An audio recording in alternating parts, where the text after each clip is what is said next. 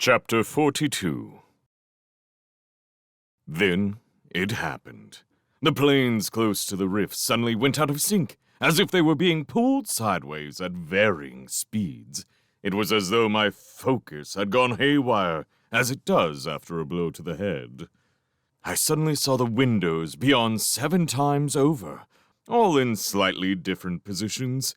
It was most disconcerting. If whatever Lovelace had summoned was strong enough to disrupt the planes like this, it boded ill for all of us inside the Pinnacle. It must be very close now. I kept my eye on the rift in the air. Amanda Cathcart passed us, screaming, her bob a fetching blue. A few more changes had been noticed by all and sundry.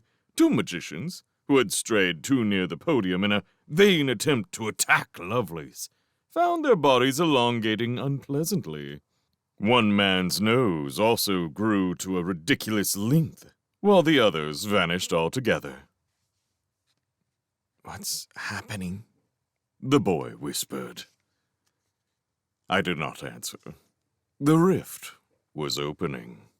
All 7 planes distorted like stirred syrup. The rift widened, and something like an arm thrust through. It was quite transparent, as if it were made of the most perfect glass.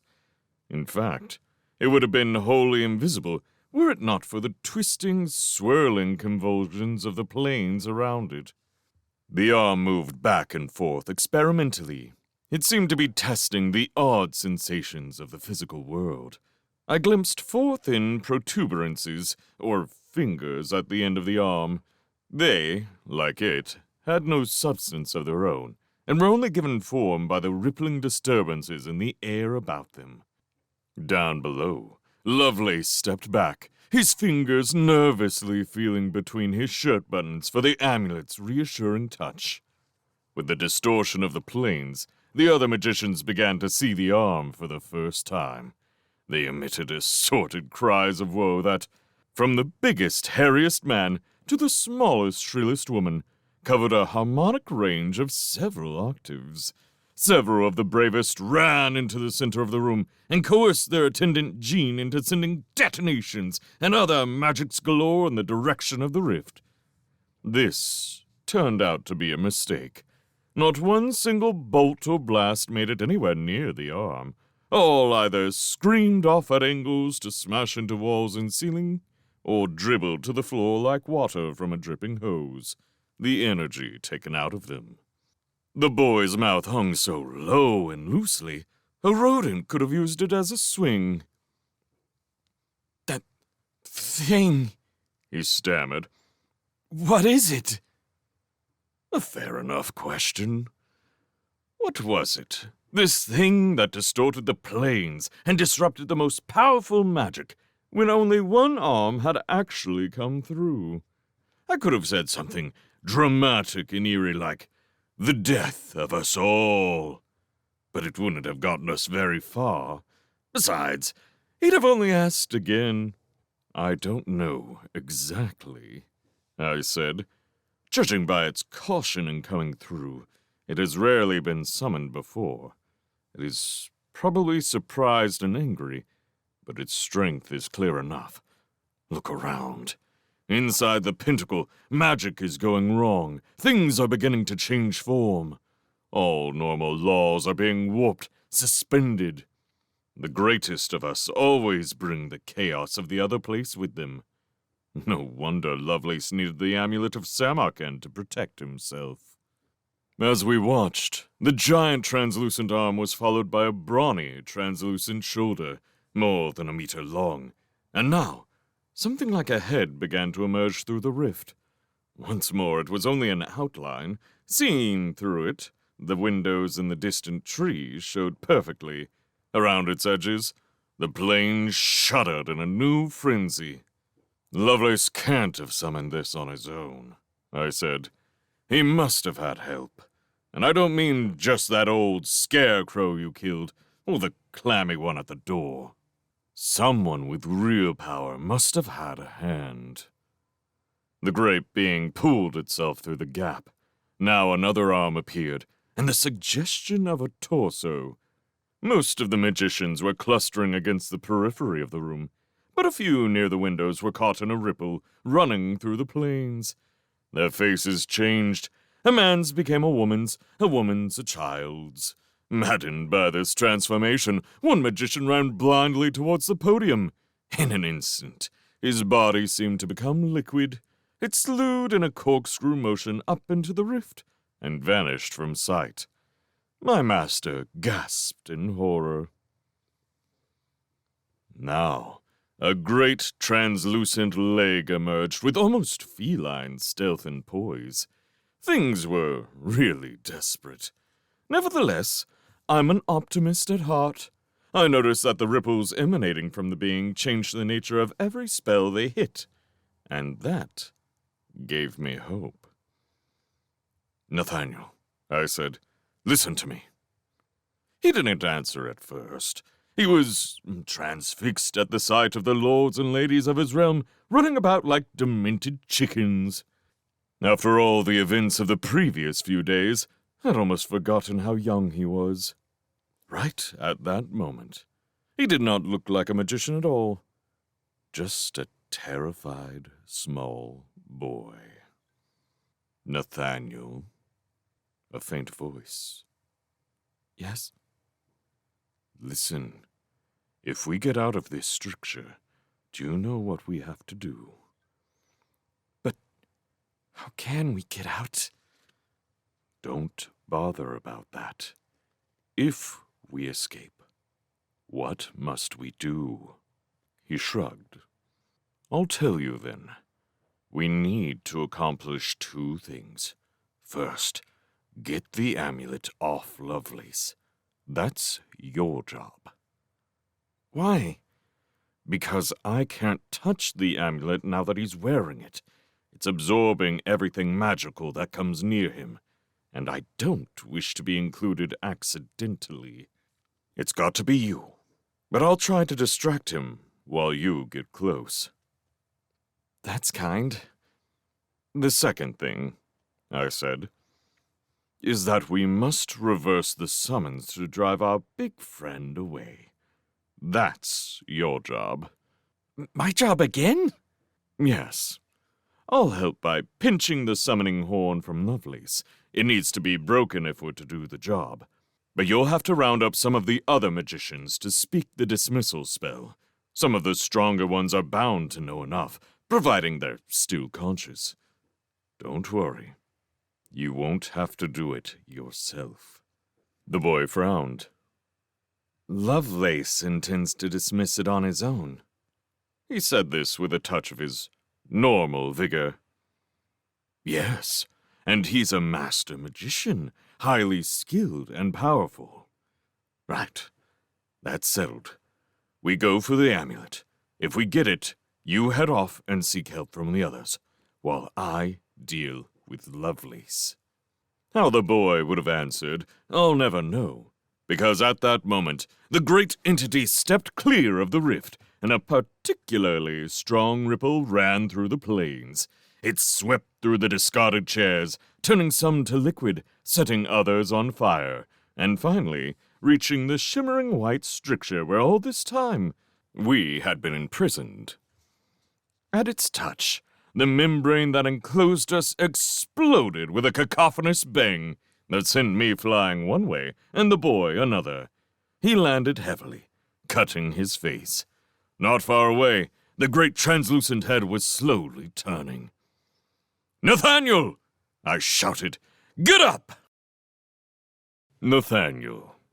His head rang with the force of the explosion, and he felt something wet against his mouth. Close by, amid the strident clamor of the hall, a voice called out his birth name. He stumbled to his feet.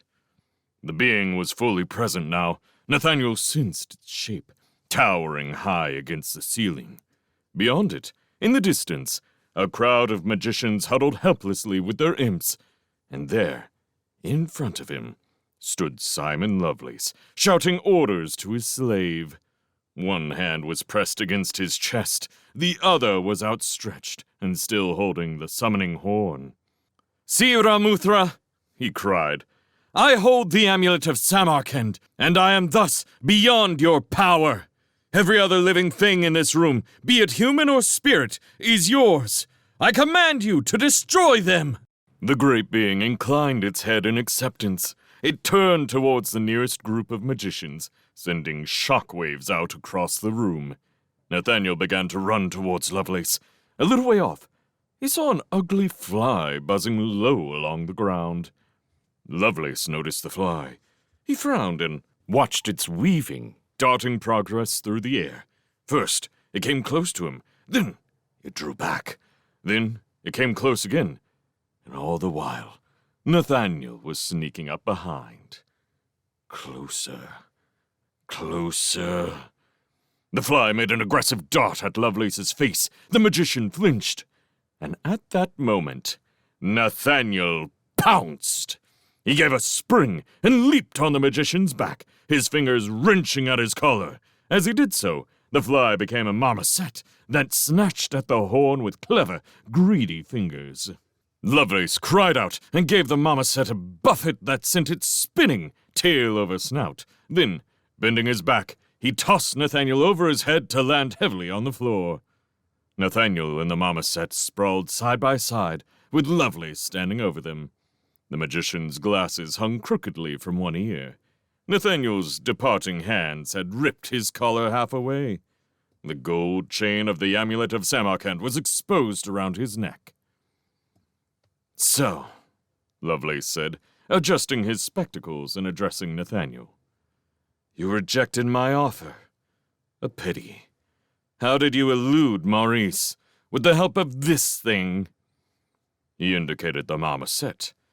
"Presumably that is Bartimaeus." Nathaniel was winded. It pained him when he tried to rise. The marmoset was on its feet and growing, altering in outline. "Come on," it hissed to Nathaniel, "before he has a chance to—" Lovelace made a sign and spoke a syllable. A hulking shape materialized at his shoulder. It had a jackal's head. "I hadn't meant to summon you," the magician said. "Good slaves are so hard to find, and, man or genie, I suspect I shall be the only one walking out of the room alive. But seeing as Bartimaeus is here, it seems wrong to deny you the chance of finishing him off." Lovelace made an easy gesture toward the gargoyle that now crouched low and ready at Nathaniel's side. "This time, Jabor," he said, "do not fail me." The jackal-headed demon stepped forward. The gargoyle gave a curse and darted into the air. Two red-veined wings sprouted from Jabor's back. They flapped once, making a cracking noise like breaking bones, and carried him off in pursuit. Nathaniel and Lovelace were left regarding each other. The pain in Nathaniel's midriff had subsided a little, and he was able to get to his feet. He kept his eyes fixed on the glint of gold at the magician's throat. "You know, John," Lovelace said, tapping the horn casually against the palm of one hand.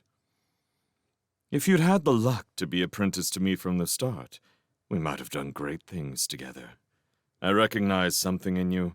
It is like looking in a mirror of my younger days. We share the same will to power." He smiled, showing his white teeth. "But you were corrupted by Underwood's softness, his mediocrity." He broke off at this point, as a howling magician stumbled between them, his skin shining with tiny, iridescent blue scales. From all across the room came the confused, unsettling sounds of magic distorting and going wrong, as it met the shockwaves emanating from Ramuthra. Most of the magicians and their imps were piled up against the far wall, almost one on top of the other in their effort to escape. The great being moved towards them with lazy steps, leaving a trail of altered debris in its wake, transformed chairs, scattered bags and belongings, all stretched, twisting, glimmering with unnatural tones and colors. Nathaniel tried to blot it from his mind. He gazed at the amulet's chain, readying himself for another try. Lovelace smiled. "Even now you haven't given up," he said. "And that's exactly what I'm talking about. That's your iron will in action. It's very good. But if you'd been my apprentice, I'd have trained you to keep it in check until you had the ability to go with it. If he is to survive, a true magician must be patient. Yes, Nathaniel said huskily. I've been told that before. You should have listened. Well, it's too late to save you now. You've done me too much harm, and even were I so disposed, there's nothing I can do for you in here. The amulet can't be shared. For a moment, he considered Ramuthra. The demon had cornered an outlying pocket of magicians and was reaching down towards them with grasping fingers. A shrill screaming was suddenly cut off. Nathaniel made a tiny movement. Instantly, Lovelace's eyes snapped back to him. Still fighting? He said. If I can't trust you to lie down and die with all those other fools and cowards, I shall have to dispose of you first. Take it as a compliment, John. He set the horn to his lips and blew briefly. Nathaniel's skin crawled. He sensed a change behind him. Ramuthra had halted at the sound from the horn. The disturbance in the planes that marked its edges intensified, as if it radiated a strong emotion. Perhaps anger. Nathaniel watched it turn. It appeared to be regarding Lovelace across the breadth of the hall. "Do not hesitate, slave!" Lovelace cried. "You shall do my bidding! This boy must die first!" Nathaniel felt an alien gaze upon him. With a strange, detached clarity, he noticed a beautiful golden tapestry hanging on the wall beyond the giant's head. It seemed larger than it should be, in crystal-clear focus, as if the demon's essence magnified it. "Come!" Lovelace's voice sounded cracked and dry. A great wave rippled out from the demon, turning a nearby chandelier into a host of tiny yellow birds that broke away and flew across the rafters of the hall, before dissolving. Ponderously, turning its back on the remaining magicians, it set off in Nathaniel's direction. Nathaniel's bowels turned to water. He backed away. Beside him, he heard Lovelace chuckle. Bartimaeus. So here we were again, Jabor and I, like partners in a dance. I retreating, he pursuing, step by synchronized step. Across the chaotic hall we flew, avoiding the scurrying humans, the explosions of misdirected magic, the shock waves radiating from the great being stalking in its midst. Jabor wore a grimace that might have been annoyance or uncertainty, since even his extreme resilience would be tested in this new environment. I decided to undermine his morale. "How does it feel to be inferior to Farquhar?" I called, as I ducked behind one of the few remaining chandeliers. I don't see Lovelace risking his life by summoning him here today. From the other side of the chandelier, Jabor tried to lob a pestilence at me, but a ripple of energy disrupted it, and it became a cloud of pretty flowers drifting to the floor. "Charming," I said. "Next, you need to learn to arrange them properly. I'll lend you a nice vase if you like." I don't think Jabor's grasp of insults extended far enough to take that quite on board, but he understood the tone, and it actually roused him to verbal response. "He summoned me because I'm stronger!" he bellowed, wrenching the chandelier from the ceiling and hurling it at me.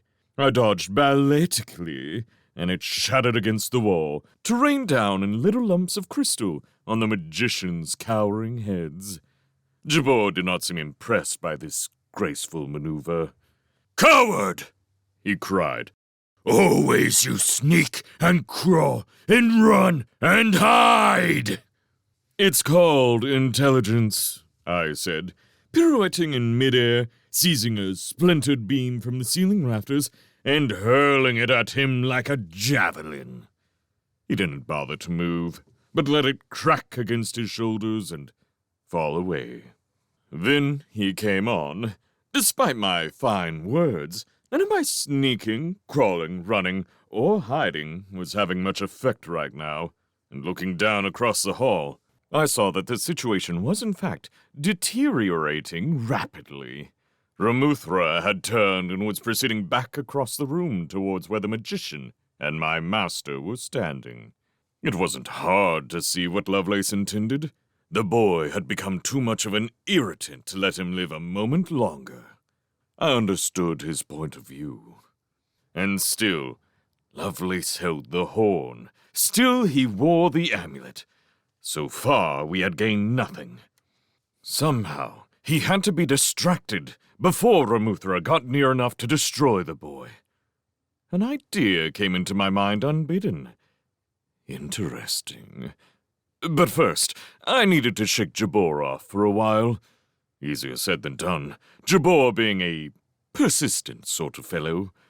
Avoiding his outstretched fingers, I ducked down through the air in the vague direction of the center of the room. The podium had long since been reduced to a blancmange sort of substance by the proximity of the rift. Scattered shoes and chairs were strewn all around, but there was no one left living in this area. I dropped at speed. Behind, I heard Jabor rushing through the air in hot pursuit. The nearer I got to the rift, the greater the strain on my essence. I could feel a suction starting to pull me forwards. The effect was unpleasantly similar to being summoned. When I had reached the limit of my endurance, I stopped in midair, did a quick somersault, and faced the oncoming Jabor. There he was, whistling down, arms out and angry, with not a thought for the danger just beyond me. He just wanted to get his claws on my essence, to rend me like one of his victims from old Ombos or Phoenicia. But I was no mere human, cowering and quailing in the temple dark. I am Bartimaeus, and no coward either. I stood my ground. Down came Jabor.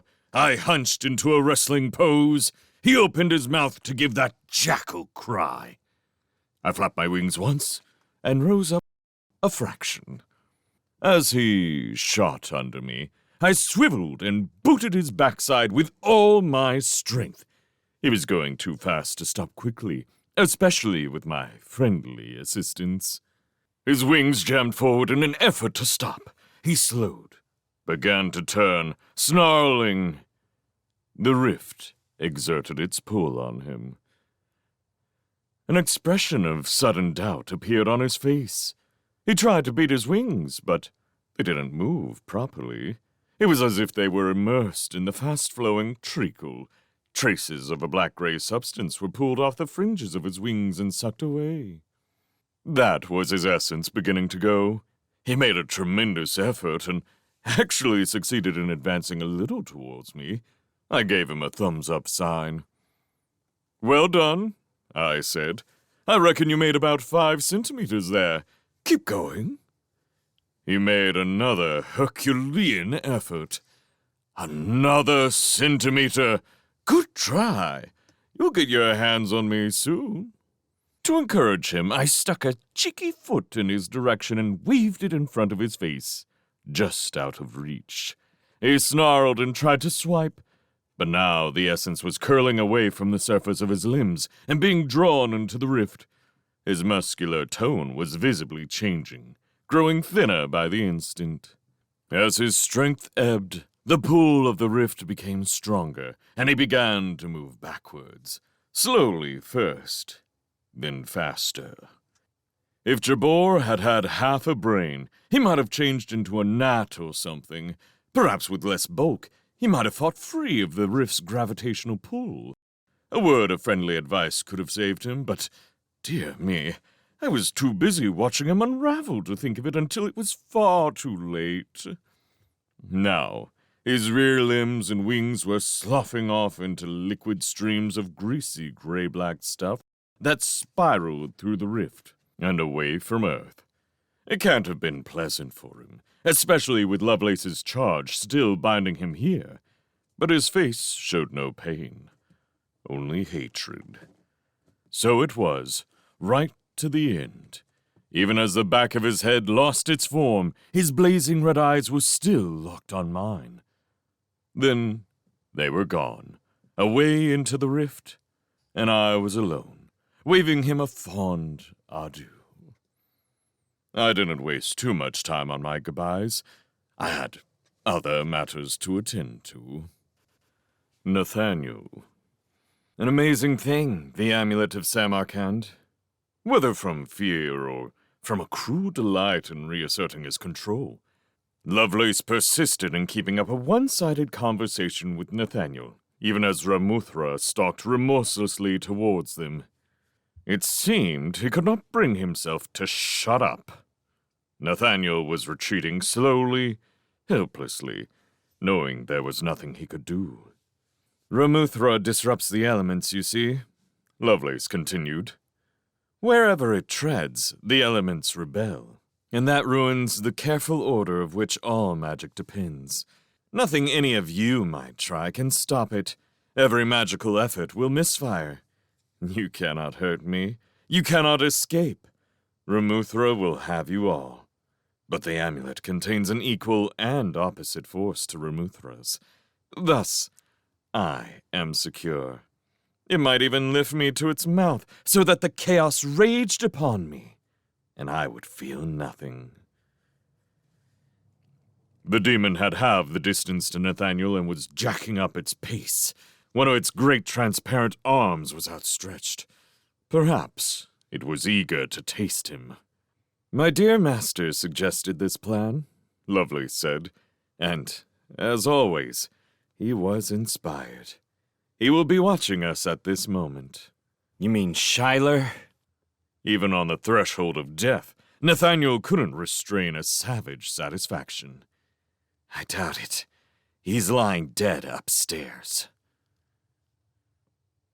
Lovelace's self-possession faltered for the first time. His smile flickered. That's right, Nathaniel said. I didn't just escape. I killed him. The magician laughed. Don't lie to me, child. A voice behind Lovelace, a woman's, soft and plaintive. Simon? The magician looked back. Amanda Cathcart stood there, close at hand, her gown torn and muddied, her hair disheveled and now slightly maroon. She limped as she approached him, her arms out, bafflement and terror etched upon her face. Oh, Simon, she said. What have you done? Lovelace blanched. He turned to face the woman. Stay back, he cried. There was a note of panic in his voice. Get away! Tears welled up in Amanda Cathcart's eyes. How could you do this, Simon? Am I to die too? She lurched forwards. Discomforted, the magician raised his hands to ward her off. Amanda, I'm sorry. It had to be. No, Simon. You promised me so much. Sideways on, Nathaniel stole closer. Lovelace's confusion turned to anger. Get away from me, woman, or I will call on the demon to tear you to shreds. Look, it is almost upon you. Amanda Cathcart made no move. She seemed past caring. How could you use me in this way, Simon? After everything you said, you have no honor. Nathaniel took another shuffling step. Ramuthra's outline towered above him now. Amanda, I'm warning you. Nathaniel leaped forward and snatched. His fingers rasped against the skin on Lovelace's neck, then closed about something cold, hard, and flexible. The amulet's chain. He pulled at it with all his strength. For an instant, the magician's head was jerked towards him. Then, a link somewhere along the chain snapped, and it came away free in his hand. Lovelace gave a great cry. Nathaniel fell back from him and rolled onto the floor, the chain's links colliding against his face. He scrabbled at it with both hands, clasping the small, thin, oval thing that hung from the middle of the broken chain. As he did so, He was conscious of a weight being removed from him, as if a remorseless gaze had suddenly shifted elsewhere. Lovelace had reeled in the first shock of the assault, then made to pounce upon Nathaniel, but two slender arms pulled him back. "Wait, Simon! Would you hurt a poor sweet boy?" "You're mad, Amanda! Get off me! The amulet, I must—" For an instant, he fought to extricate himself from the woman's desperate grip, and then the towering presence directly above him caught his horrified eye. His legs sagged. Ramuthra was very close to all three of them now. In the full power of its proximity, the fabric of their clothes flapped wildly. Their hair blew about their faces. The air around them shivered, as if with electricity. Lovelace squirmed backwards. He nearly fell. "Ramuthra, I order you, take the boy! He has stolen the amulet! He is not truly protected!" His voice carried no conviction. A great translucent hand reached out. Lovelace redoubled his entreaties. "Then forget the boy! Take the woman! Take the woman first!" For a moment, the hand paused. Lovelace made a great effort and ripped himself from the woman's grasp. "Yes! See? There she is! Take her first!" From everywhere and nowhere came a voice like a great crowd speaking in unison. "I see no woman, only a grinning genie." Lovelace's face froze. He turned to Amanda Cathcart, who had been gazing at him with a look of agonized entreaty. As he watched, her features slowly altered. A smile of triumphant wickedness spread across her face from ear to ear. Then, in a flash, one of her arms snaked out, plucked the summoning horn from Lovelace's slackening grip, and snatched it away. With a bound, Amanda Cathcart was gone, and a marmoset hung by its tail from a light fitting several meters off. It waved the horn merrily at the aghast magician. "Don't mind if I have this," it called. "You won't need it where you're going." All energy seemed to depart from the magician. His skin hung loose and ashen on his bones. His shoulders slumped. He took a pace towards Nathaniel, as if half-heartedly trying to reclaim the amulet. Then a great hand reached down and engulfed him, and Lovelace was plucked into the air. High, high, higher he went, his body shifting and altering as it did so. Ramuthra's head bent to meet him. Something that might have been a mouth was seen to open. An instant later, Simon Lovelace was gone. The demon paused to look for the cackling marmoset, but for the moment it had vanished.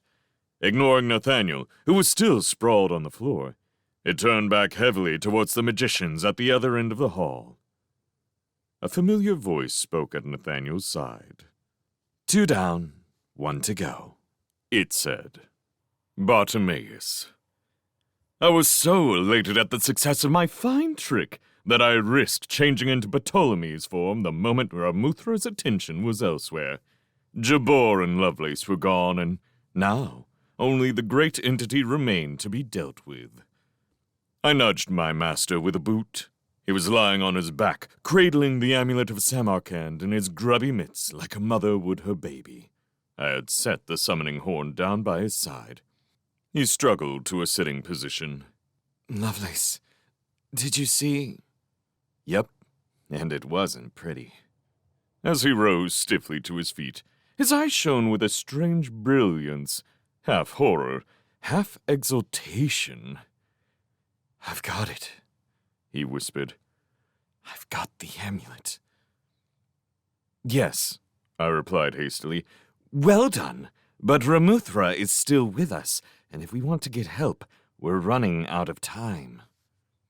I looked across at the far side of the auditorium. My elation dwindled.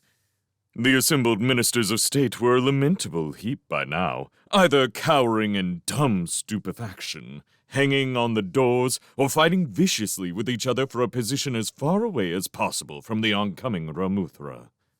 It was an unedifying spectacle, like watching a crowd of plague rats scrapping in a sewer. It was also highly worrying, since not one of them looked in a fit state to recite a complex dismissal spell. Come on, I said.